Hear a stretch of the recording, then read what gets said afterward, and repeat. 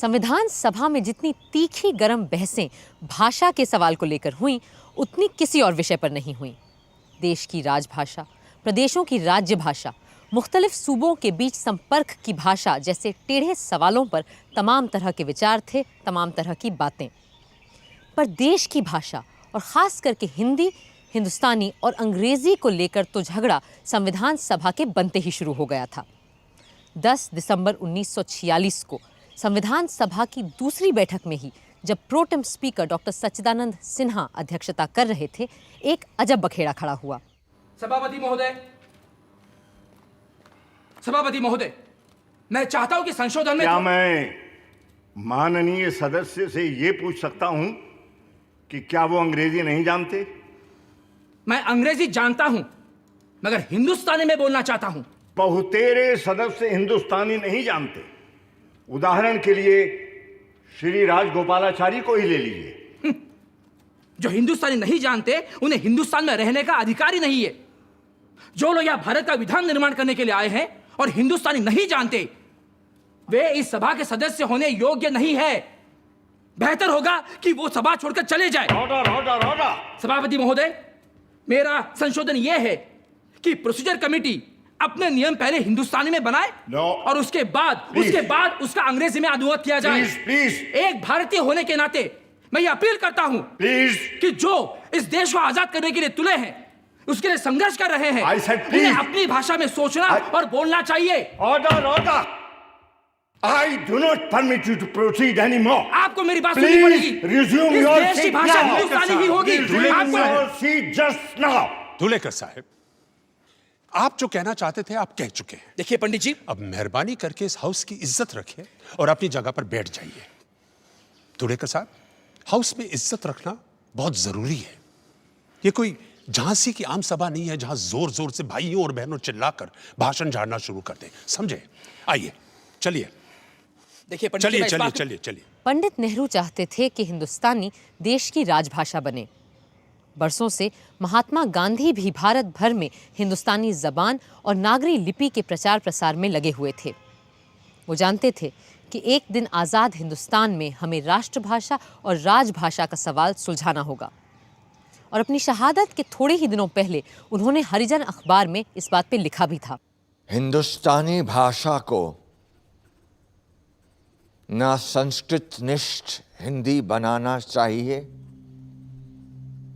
न फारसी भरी उर्दू। इसे तो दोनों का एक मीठा सा मिश्रण होना चाहिए।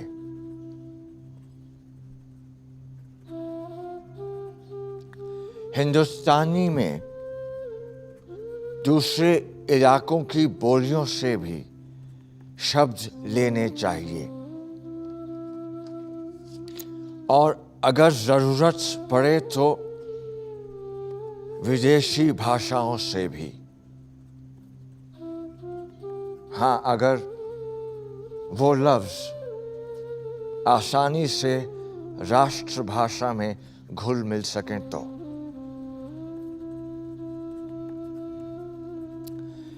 इस तरह हमारी राष्ट्रभाषा को एक ऐसी शक्तिशाली जबान बनाना होगा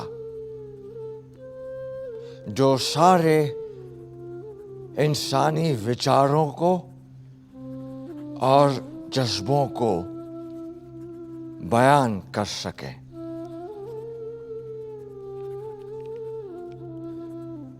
सिर्फ हिंदी तक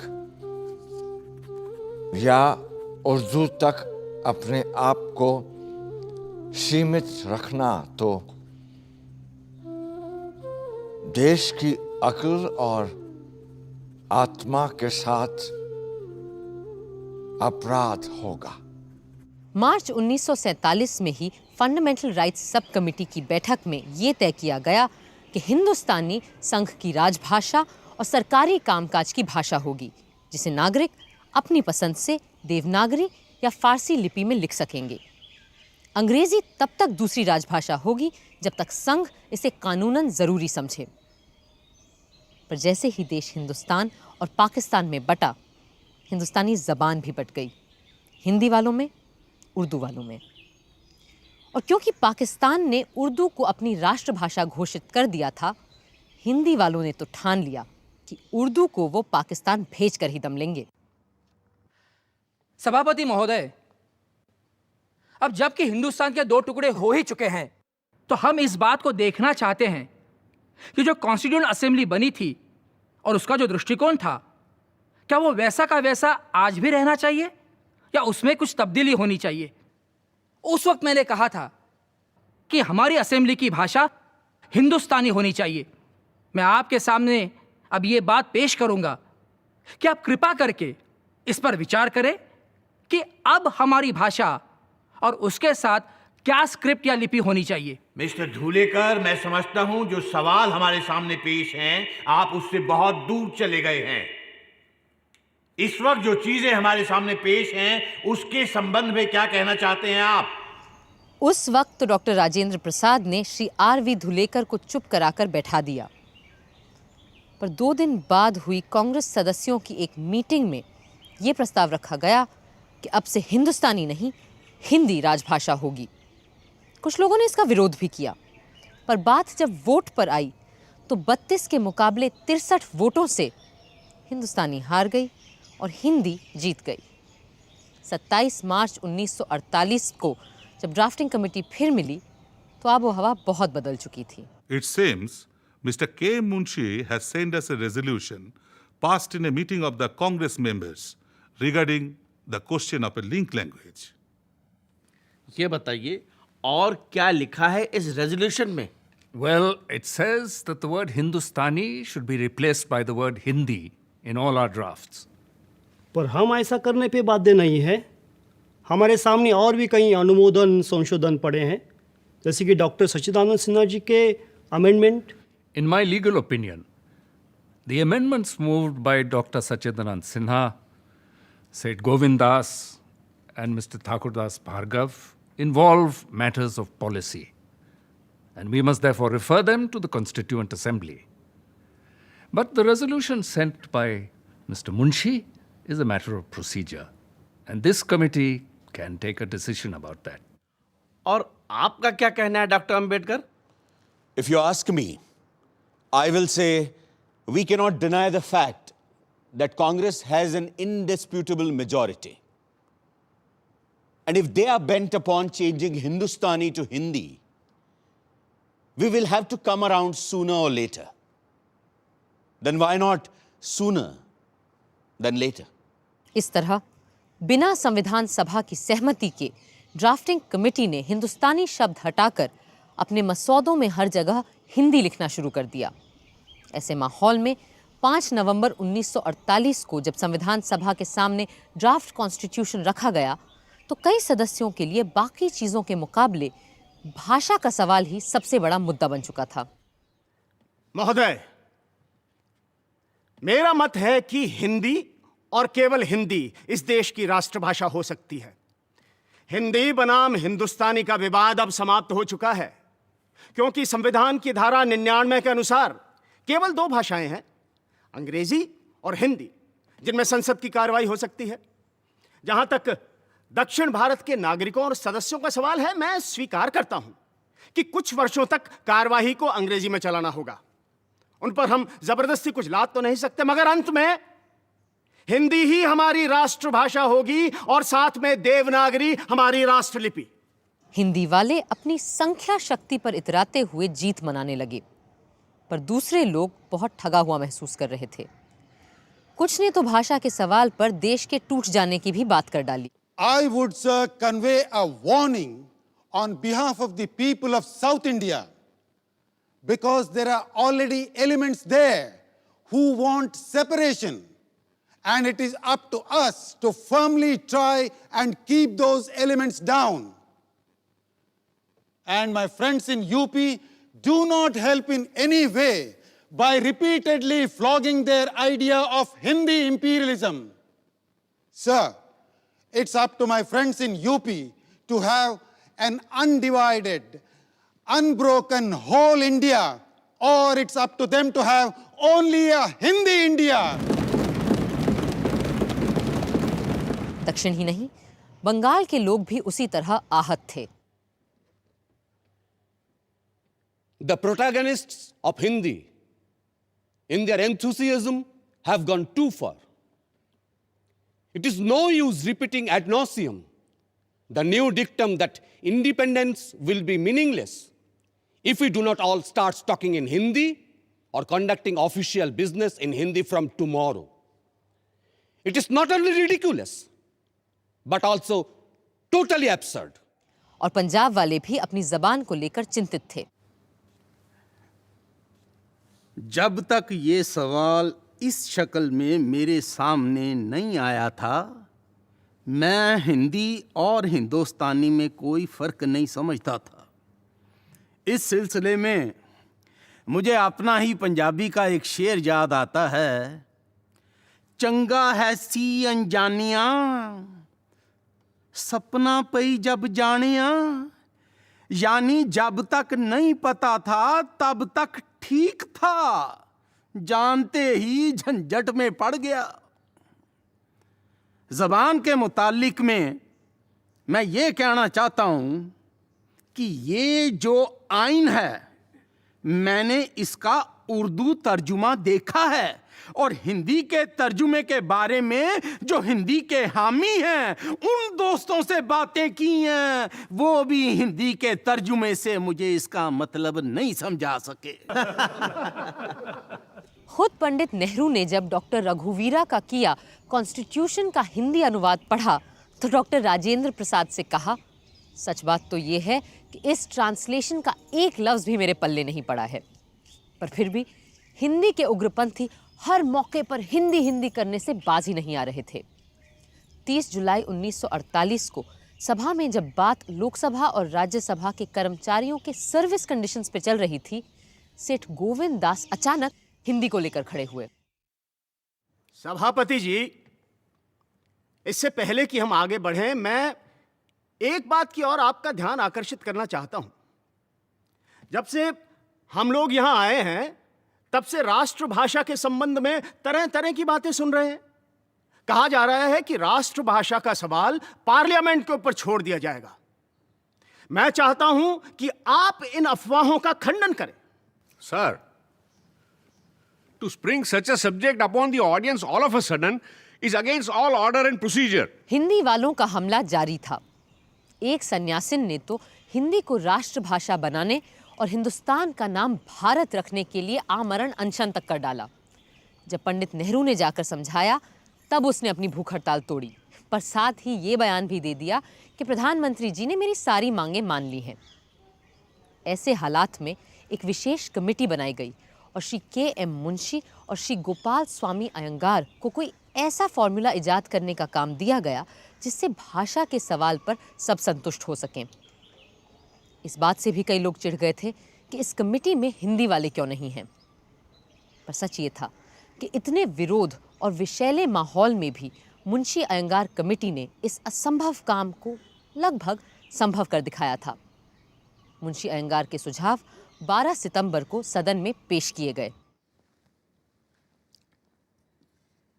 When any member rises to speak on this language question, I would request that he should not let fall a single word or expression which might hurt or cause offense. Mr. Gopalaswamy Iyengar will move the first amendment number 65. Sir, opinion has not always been unanimous on this question. There was, however, one thing about which we reached a fairly unanimous conclusion, that we should select one of the languages of India as the common language of the whole of India. चलो English तो गई, अब देखते हैं कौन सा language आता है sir. The final decision is that we should adopt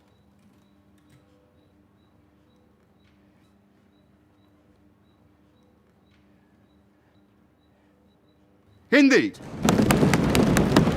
as the language for all official purposes of the Union under the Constitution. The subsidiary decisions were that we had to keep English going for a period of 15 years until Hindi could establish for itself a position in which English stands today. No. So, I move that the official language of the Union shall be Hindi in the Devanagari script, and the form of numbers shall be the international form of Indian numerals. So, the whole world, with one or two exceptions, have adopted the international form of the Indian numerals. It is but right that we should keep in step with the whole world, or it should really be the other way. The whole world is already in step with us, who really gave these numerals to the world. Here. Now, sir, a few words regarding the language of the courts. Lawmaking and law interpretation require an amount of precision, and a number of expressions and words have acquired a certain definite meaning. And until we reach that stage in regard to the Hindi language, and I do not think at present Hindi language is anywhere near it, my own feeling is that English language will last in forms of bills and laws and interpretation of such laws, but not for much longer than 15 years.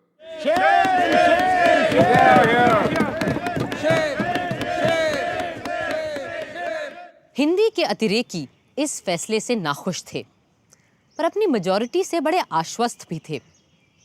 वो भूल गए थे कि लोकतंत्र में संख्या शक्ति का इस्तेमाल सोच समझकर और अल्पसंख्यकों की भावनाओं का आदर करके ही किया जाना चाहिए। भाषा का विषय 95% हल हो गया है महोदय, और जो 5% बाकी है उसमें कुछ सैद्धांतिक बातें हैं। उन सिद्धांत की बातों को यदि हमारे दक्षिण भारत के माननीय सदस्य और दूसरे प्रांतों के सदस्य स्वीकार नहीं करते तो उन्हें हमें भी वैसी ही स्वतंत्रता देनी चाहिए कि हम भी अपने सिद्धांतों पर अडिग रहें और बिना किसी प्रकार की कटुता आए हम ऐसी बातों को बहुमत से निपटा लें। हम हिंदी का पक्ष लेने वालों पर यह आक्षेप लगता आया है कि हम इस विषय को सांप्रदायिकता की दृष्टि से देखते हैं।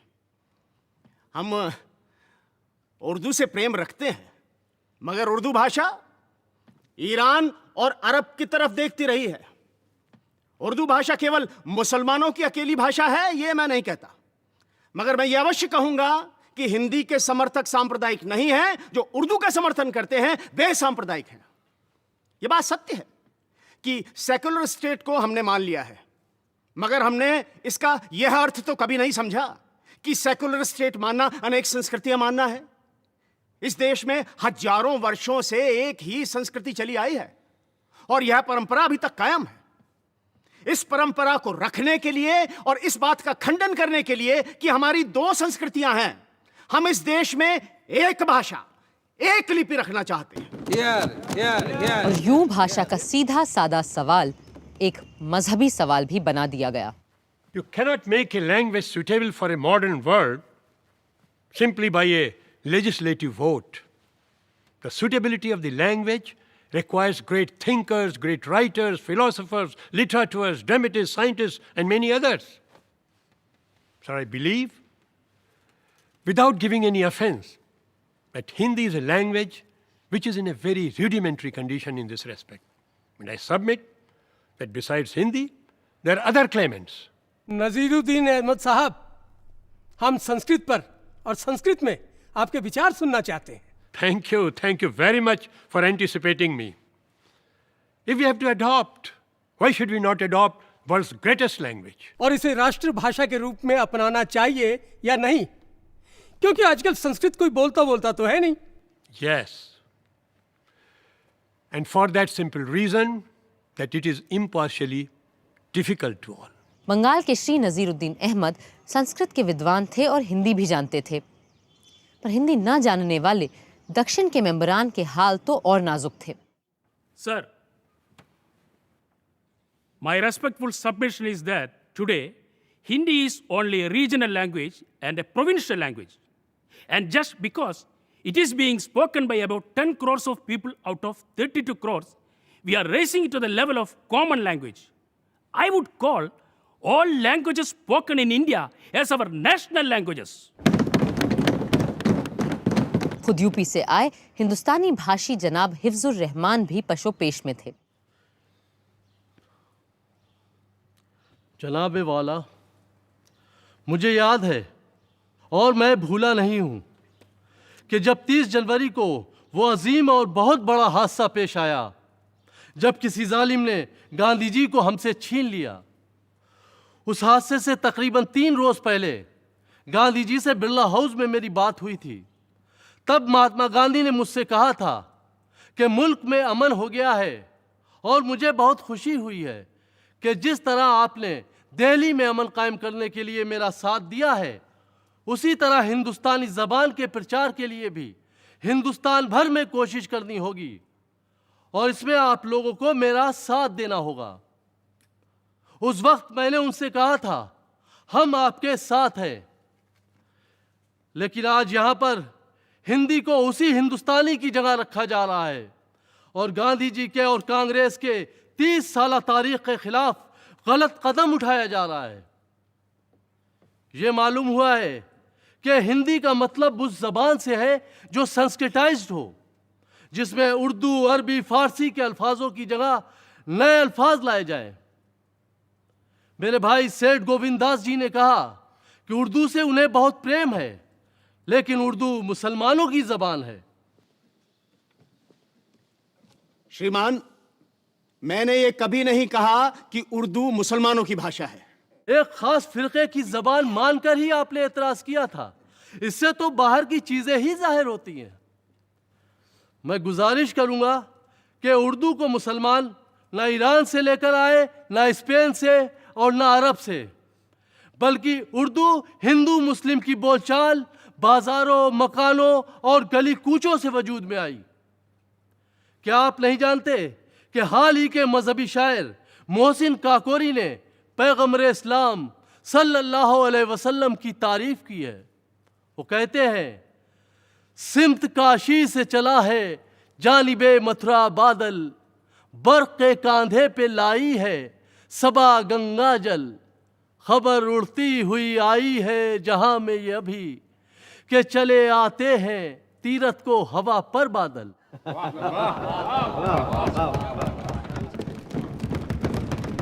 इस शायरी में गंगा और मथुरा का जिक्र आया है और शायर ने मक्का, मदीना और जमजम को काशी, मथुरा और गंगा जल के रंग में दिखाया है। इसलिए महात्मा जी ने ठीक फरमाया था कि अगर यूनियन की कोई आम जबान बन सकती है जो तमाम मुल्क में बोली और समझी जा सके, तो वो हिंदुस्तानी ही है। बहस मुबाहिसे और नोक झोंक का सिलसिला अगले दिन भी जारी रहा। हिंदी के समर्थक अंग्रेजी को हटाने की 15 साल की मियाद के भी सख्त खिलाफ थे। उन्हें देश में हिंदी चाहिए थी और आज अभी इसी वक्त चाहिए थी। कल मेरे मित्र मिस्टर हिफ्जुर रहमान ने एक अपील की थी, उसके उत्तर में 1-2 शब्द कहना चाहता हूँ। महात्मा गांधी का नाम लेकर उन्होंने अपील की थी कि हम हिंदुस्तानी को राजभाषा बनाएं और उसे फारसी और देवनागरी लिपियों में लिखें। महात्मा गांधी का नाम लेकर मैं पूछता हूँ, पृथक निर्वाचन क्षेत्रों को भी क्यों न स्थापित किया जाए? मैं ये कहता हूँ कि कुछ हजार मुसलमानों के अतिरिक्त जो इस देश के सपूत हैं और जो अब भी हमारे साथ हैं, अन्य सभी मुसलमान हमारे साथ नहीं रहे। वे इस देश को अपना देश नहीं मानते थे। इसी कारण वे पृथक होना चाहते थे। मैं ये कहता हूं कि मैंने कल जो सुना वो सांप्रदायिक आधार को मानकर कहा गया था। मौलाना आजाद और किदवाई साहब समान हमारे कुछ मित्रों को छोड़कर how this is relevant? इसका तुक क्या है? ऑनरेबल मेंबर, अब अगर अपनी बात खत्म कर दें तो ज्यादा बेहतर होगा। आपने बहुत अनाप शनाप बातें की हैं और हाउस अब आपको और सुनने के मूड में नहीं है। इन्हीं शब्दों के साथ मैं अपने संशोधनों को प्रस्तुत करता हूं कि देवनागरी लिपि तथा हिंदी अंकों के साथ हिंदी भाषा को सीधे सीधे स्वीकार किया जाए, क्योंकि कोई भी और भाषा भारत की राजभाषा हो ही नहीं सकती। Sir, before this unfortunate controversy was precipitated, I took it as axiomatic that Hindi would be accepted as the national language of this country. At that time, I would have accepted Hindi in the Devanagari script as our national language. But today, I have moved away from that. I say with no offense, those friends who have been ardent, if not fanatical supporters of Hindi, have done Hindi a greater disservice than others by their intransigence. By their intolerance, they have created an attitude of resistance to something which should have been naturally accepted as our national language. I have given this amendment of Hindi in the Roman script because I feel, looking at it objectively, looking at it with the greater interests of the country, we must accept the Roman script. But as I say, it will require courage and vision. It will require a need to resist reactionary sentiments and forces.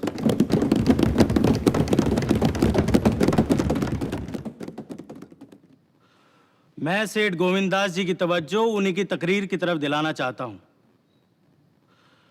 सन 1945 की budget speech में इन्होंने ये कहा था कि मुझे बड़ा अफसोस है कि मैं अपनी तकरीर हिंदुस्तानी में नहीं कर सकता।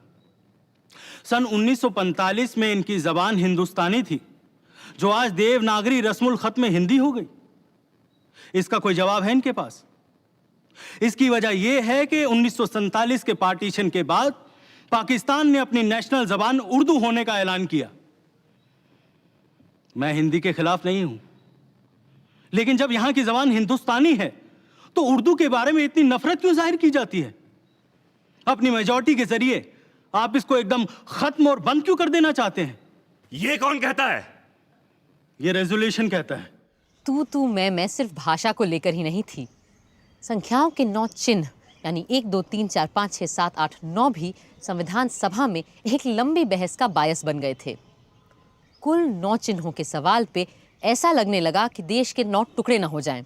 A new dispute regarding numerals has also cropped up. And the issue is whether the numeral should be of international form or Devanagari form. Crores of our South Indian friends are insisting that they will not yield on this point. Sir, those whose mother tongue is Hindi will only learn Hindi. But we in the South, we have got to study not only Hindi, but also our own mother tongue. You in the North will have to realize what sacrifice we are making. Sir, with these words, I appeal to Hindi-speaking people to give up their attitude of domination and dictation and adjust themselves. Doctor Shyama Prasad Mukherjee केवल बंगाल ही नहीं पूरे देश के बड़े नेता और विद्वान थे, और उनका भी कहना था कि किसी एक भाषा को दूसरी जबानों के ऊपर तरजीह नहीं दी जा सकती।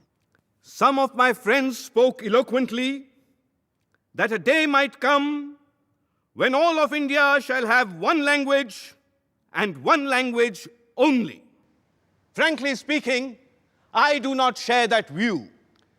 If it is claimed by anyone that by passing an article in the Constitution of India, one language is going to be accepted by all by a process of coercion, I say, sir, that will not be possible to achieve.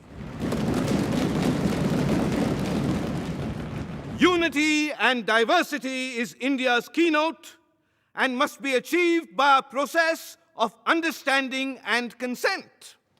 You will not call it provincial if I say that I am proud of my own language. It is a language that has been enriched by many noble writers for centuries past. It is the language of Vande Mataram, the language of our national poet, Rabindranath Tagore. It is the language of India. That is your language.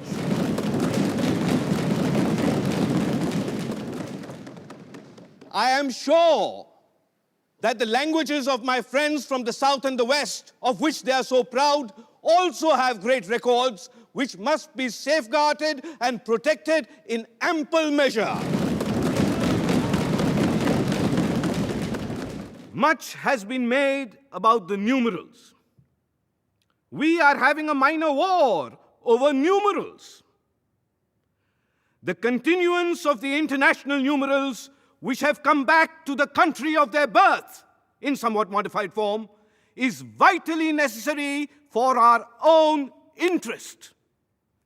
You have got your statistics, scientific work, commercial undertakings, bank accounts, audits.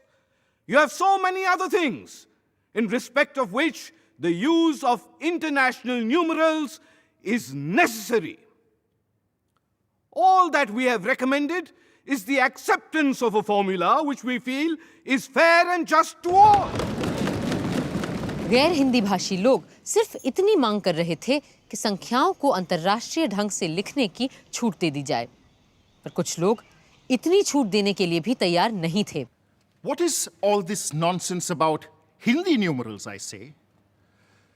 May I tell you, sir, that these international numerals are older than the numerals you so fondly hug today? Question. There is no question of questioning that. It is a fact. It is not a matter of fact. You may say what you like. I have my own opinion. Your opinion is not what matters, Dr. Subrayan. It is a fact and not an opinion. Yours is an opinion with which you want to change the fact. It has been said so in Encyclopedia Britannica. I will read it, Mr. Sharma, for your edification. Say it for your enlightenment. I am enlightened enough. 1, 4, and 6 are found in the Ashoka inscriptions of the 3rd century BC, long before your numerals were thought of. 2, 4, 6, 7, 9 appeared in the Nanagarh inscriptions a century later. Is Nanagarh situated in Europe? That's why I say these are our numerals, which you do not want to accept.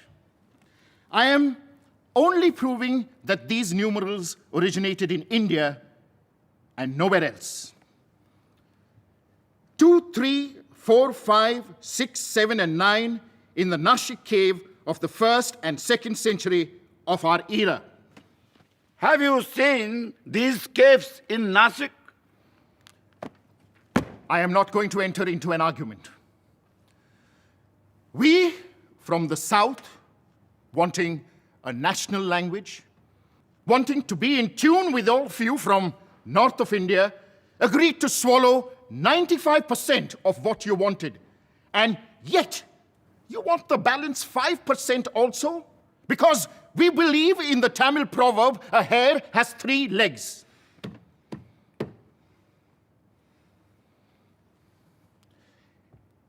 If I tell you what happened to me, you will understand my anxiety. For 3 whole months, for every morning when I got out of my house, I heard nothing but the cries of, "Let Hindi die and let Tamil live. Let Subbarayan die and let Rajagopalachari die. Let Subbarayan die and let Rajagopalachari die." भाषा के टेढ़े सवाल पर पंडित जवाहरलाल नेहरू की चिंता थी कि हम भारत की एकता को आगे रखते हुए कैसे अपनी अनेकता को भी कायम रखें। असली चुनौती यही है। Language is a most intimate thing. It is perhaps the most important thing which society has evolved, out of which other things have taken growth. It is a unifying factor, and it is also a factor promoting disunity. It is an integrating factor, and it is a disintegrating factor, as between 2 languages, as indeed between 2 countries. A very wise man, the father of our nation, Mahatma Gandhi, taught us that while English is a great language, we cannot go far or take our people by the million in a foreign language. We have to think in doing our national work in our own various languages, and more particularly in the language you may choose for all India use. This language should represent the composite culture of India. Therefore, he used the word Hindustani. Is your approach going to be democratic? Or is it going to be authoritarian? Because in some of the speeches that I have listened to here, there is very much a tone of authoritarianism, very much a tone of the Hindi-speaking areas being the center of things in India, the center of gravity, and others being just the fringes of India. This is not only an incorrect approach, but it is a dangerous approach. Sir, Hindi के विरोध में आजकल दक्षिण भारत में एक जबरदस्त अभियान जारी है। महात्मा गांधी के कहने पे हम सब ने पूरे जोश में दक्षिण भारत में हिंदी का प्रचार किया, परंतु इस सब का नतीजा क्या निकला? सर, हिंदी के हक में जो प्रोपेगेंडा ऊंची आवाज में हो रहा है, वो इतना अति और भ्रष्ट हो चुका है कि उसके कारण मुझ जैसे लोग जो हिंदी जानते भी है और हिंदी के पक्ष में भी है, अब हिंदी के विरोध में जा रहे हैं। सर, इनका कहना है कि जब तक इस देश में एक भाषा नहीं लागू की जाएगी, तब तक न यहाँ एकता होगी न एक संस्कृति। मैं आपको यहाँ आगाह कर देना चाहता हूँ कि ये एक भाषा एक संस्कृति का नारा बड़ा ही खतरनाक नारा है। राष्ट्रीय स्वयंसेवक संघ के सरसंघ चालक भी एक देश एक संस्कृति की दुहाई देते हैं, मगर महोदय, आज इस बात का अर्थ सिर्फ इतना है कि बहुत से लोगों पर केवल कुछ लोगों की मर्जी का वर्चस्व चलेगा। मुझे लगता है कि मेरे मित्र ख्याली दुश्मनों के वार के खिलाफ तलवार भांज रहे हैं। Sir, the directive says to promote Hindi as a medium of expression for all the elements of composite culture of India, not the present high-flown Sanskritized Hindi, which is understood by Pandits only. As far as international numerals are concerned, let no member feel that he is giving something and we are accepting something. We are not beggars in this house. ये किसने कहा? मेरी honourable member से दरख्वास्त है कि वो अपने गुस्से पर काबू रखें। महोदय, मुझे इस आरोप पे सख्त आपत्ति है और ये लांछन पूरी तरह से फर्जी है। श्री शंकर राव देव अपने आप ही पहले तो दानव खड़े कर रहे हैं और फिर आप ही उन पर तलवार चला रहे हैं। फिर भी ये कोई वजह नहीं हुई। If it is so imaginary and if it does not touch him, why is he so angry? The very fact that he is angry and he has lost his temper shows that whatever I have said touches him to the quick. हर जबान का अपना मसला था, अपने डर थे, अपनी समस्याएं थीं। बंटवारे के बाद सूबा पंजाब और पंजाबी जबान की भी अपनी मुश्किलें थीं। Sir, I am one of those who have withdrawn their support from Hindi in Devanagari script simply because of the fanaticism and intolerance of those who support it. If it is left to the states, I am talking of the Punjab particularly, to choose any language, the danger is that the majority of a section of our people who deny that Punjabi is their mother tongue might adopt Hindi, which is not their main language, as the official language of the state. My fear is that Punjabi would not have its own status if it is left to the state legislature. When the Sikh community wanted that the Punjabi language might be considered as the official language of Punjab, the result was that the Hindus said it was no language at all. It was only a dialect of the Hindi language. That surprised me most, because in 1932, the Punjab University had appointed a commission, and that had made a clear report that it was one of the richest languages of this country. Thank you. छोटे छोटे अल्पसंख्यक समुदायों की भाषाओं के अपने दावे थे, जैसे कि आदिवासियों की भाषाएं। Mr. President, sir, I feel that I would not be discharging my duties properly if I didn't plead to the House that in Schedule 7A, some of the Adivasi languages, which are spoken not just by a few, but literally by millions, should also be included. These languages are Mundari, Gondi, and Oraon. Sir, all I plead to this House is simply this, that the languages spoken by the most ancient people living in this country should find a place of honor in the schedule. भाषा के सवाल पे शायद सबसे उम्दा भाषण मौलाना अबुल कलाम आज़ाद का था। वो न सिर्फ पाए के विचारक, अदीब, भाषाविद थे, बल्कि शिक्षा मंत्री होने के नाते भाषा पे जो भी फैसला होता उसे लागू करना उन्हीं की जिम्मेदारी थी।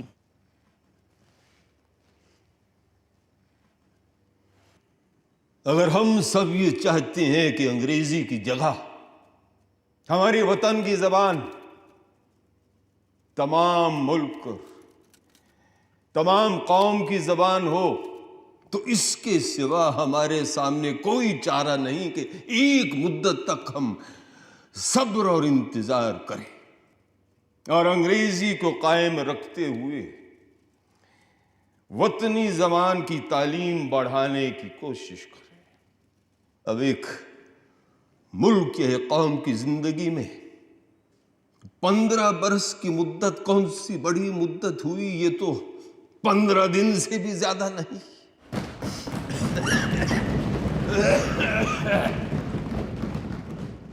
जहां तक जबान का ताल्लुक है तो आमतौर पर यह बात मान ली गई है कि कौमी जबान वो जबान हो सकती है जो उत्तरी हिंद की जबान हो, लेकिन इस वक्त उत्तरी हिंद की जबान के लिए 3 नाम पैदा हो गए हैं: उर्दू, हिंदी और हिंदुस्तानी।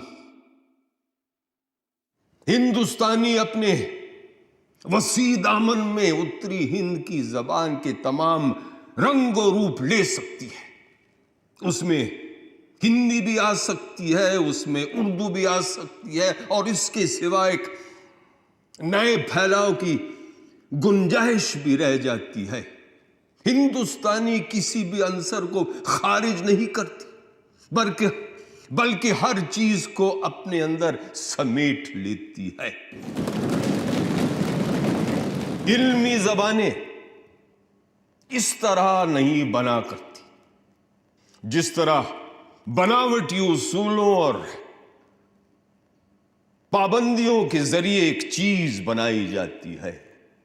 जबानें बनाई नहीं जाती, जबानें खुद ब खुद बनने लगती हैं। जबानें ढाली नहीं जा सकती, बल्कि खुद ब खुद ढलने लगती हैं। आप लोग जबानों पर बनावटी उसूलों और पाबंदियों के कुफ्र लगा सकते हैं, लेकिन लगाने से कोई फायदा नहीं होगा, क्योंकि वो ताले वो कुफ्र लगेंगे नहीं, बल्कि खुद ब खुद खुलकर नीचे गिर पड़ेंगे। जबान का कानून आप सबकी पकड़ से बाहर है। हर चीज के लिए कानून बनाया जा सकता है, लेकिन जबानों की कुदरती चाल के लिए कोई भी कानून साजी नहीं की जा सकती है। जबानें खुद ब खुद अपने लिए एक रास्ता इख्तियार कर लेती हैं और फिर उसी रास्ते पर चलते चलते अपनी मंजिले मकसूद तक पहुंच सकती है। खुद गांधी जी का और कांग्रेस पार्टी का इसी राय पर अमल रहा, और जब कॉन्स्टिट्यूशन के सिलसिले में यह बात कांग्रेस पार्टी के सामने आई तो मैंने कुदरती तौर पर इसी राय पर जोर दिया।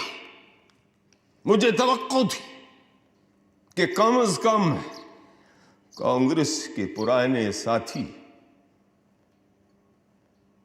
अपनी जगह से नहीं हिलेंगे, गांधी जी के सिद्धांतों पर जमे रहेंगे। लेकिन अफसोस, मैं अपनी ये बात आप सबसे छुपा नहीं सकता कि मुझे बेहद मायूसी हुई ये देख करके चंद गिने हुए कदमों के सिवा बाकी तमाम कदम अपनी जगह से हिल गए थे। बिलाखिर ये मामला ड्राफ्टिंग कमेटी के सुपुर्द कर दिया गया और उस कमेटी से दरखास्त कर दी गई कि कॉन्स्टिट्यूशन के इस हिस्से का एक नया मसवदा तैयार किया जाए और फिर पेश किया जाए। और इस कमेटी में कुछ नए मेंबरान भी बिठाए गए, उनमें से एक मैं था। इस कमेटी के पहले इजलास में भी मैं शरीक रहा, लेकिन वहां मैंने ये देखा कि अक्सरियत पहले से ही एक खास राय पर जमी हुई थी और किसी भी तरह से इस बात के लिए राजी नहीं थी कि हिंदी की जगह हिंदुस्तानी को इख्तियार कर लिया जाए या फिर हिंदी की तशरीह करके उसके मफहूम में एक नया फैलाव पैदा किया जाए। इस सूरत हाल में मैंने महसूस किया कि मेरा वहां रहना तकरीबन बेकार है, इसलिए मैंने अपना इस्तीफा दे दिया और इस कमेटी से अलग हुआ। मुझे यह देखकर सख्त मायूसी हुई कि इस तरफ से लेकर उस तरफ यानी कि हर तरफ तंग ख्याली छाई हुई है। तंग ख्याली का मतलब समझे? नेरो माइंडेडनेस यानी कि दिमाग का छोटा और सिमटा हुआ होना और हर तरह से फैलाव और ऊंचाई से इनकार करना। मैं ये कहना चाहूंगा कि ऐसा तंग दिमाग लेकर हम दुनिया की बड़ी कौम हरगिज नहीं बन पाएंगे। हिंदुस्तानी के खिलाफ जो भी कुछ कहा गया उसमें से इस बात पर सबसे ज्यादा जोर दिया जाता है कि अगर हिंदी की जगह हिंदुस्तानी को इख्तियार कर लिया गया तो उसमें उर्दू के लिए गुंजाइश पैदा हो जाएगी। मैं जानना चाहता हूं कि अगर इस तरह की गुंजाइश पैदा हुई तो कौन सी कयामत टूट पड़ेगी, कौन सी कयामत टूट पड़ेगी। मेरे दोस्त मुझसे नाराज ना होंगे अगर मैं ये भी कहूं कि इस तंग ख्याली का दूसरा मंजर मैंने आदात यानी कि न्यूमरल्स की बहस में भी देखा था। दरअसल जबान का यह मसला जिस तरह से हल होना चाहिए था उस तरह से हल नहीं हुआ। मैंने कोशिश की, मेरे चंद दोस्तों ने कोशिश की, लेकिन फिर हमने ये महसूस किया कि मौजूदा आब हवा में इससे ज्यादा लचक पैदा नहीं हो सकती है जिस कदर मिस्टर यंगार की तरमीम में पैदा हो गई है।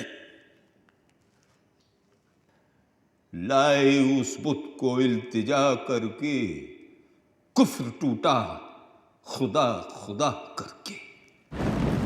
मौलाना आज़ाद के ओजस्वी भाषण के बाद शायद किसी को कुछ कहने की जरूरत नहीं थी, मगर हिंदी का सरकारी शब्दकोश बनाने और संविधान का हिंदी अनुवाद करने वाले डॉक्टर रघुवीरा कैसे चुप रह जाते। अध्यक्ष महोदय, आदरणीय मौलाना साहब हमारे सामने नामकरण का बड़ा महत्वपूर्ण प्रश्न लेकर आए हैं, यानी हिंदी या हिंदुस्तानी। और अब तो हिंदी और उर्दू को लेकर भी बड़ा मतांतर स्पष्ट रूप से दिखाई दे रहा है। असल में शुरुआत में हिंदी और उर्दू के बीच कोई विशेष अंतर था ही नहीं, किंतु 19वीं शताब्दी में उर्दू अदीबों ने कसम उठाकर यह नियम बना लिया कि वो एक भी शब्द ऐसा प्रयोग नहीं करेंगे जो भारतीय मूल से आया हो। और इसकी प्रतिक्रिया के रूप में 19वीं शताब्दी में ही हिंदी लेखन भी पनपने लगा, जो भारतीय परंपराओं से जन्मा साहित्य था। परंतु धीरे धीरे यह अंतर बढ़ता चला गया और इतना बढ़ गया कि आज हमारी भाषाओं में दो साहित्य मौजूद हैं जो एक ही आधार से आरंभ होकर आज अलग अलग दिशाएं ले चुके हैं। पर आज समस्या केवल हिंदी और उर्दू के बीच बढ़ती खाई को पाटने की नहीं है, बल्कि आज तो हमें एक ऐसी भाषा को खोजना है जो उत्तर से लेकर दक्षिण तक की सारी भाषाओं की सेवा कर सके। और यह काम केवल और केवल हिंदी। अपनी बात को खत्म करने में अभी और कितना वक्त लगेगा आपको? सर, लगभग आधे घंटे का समय। नहीं, मैं इसकी इजाजत नहीं दे सकता। The House shall meet at 5 o'clock. सभा शाम तक के लिए स्थगित कर दी गई और उधर कांग्रेस के सदस्यों की एक जोरदार मीटिंग हुई, जहां बहुत गिले शिकवे, शिकायतों, गर्मा गर्मी और झड़पों के बाद हिंदी को लेकर गरम दल और नरम दल के बीच समझौता हो ही गया। हिंदी वालों ने अंतर्राष्ट्रीय संख्याओं या इंटरनेशनल न्यूमरल्स को हटाने की अपनी जिद छोड़ दी और ये भी मान लिया कि 15 सालों तक अंग्रेजी को समान स्थान मिले। और जब शाम को संविधान सभा दोबारा बैठी तो हमारी राजभाषा को लेकर प्रस्ताव पास हो गया। संविधान सभा ने शायद सबसे मुश्किल सवाल का हल ढूंढ ही लिया था।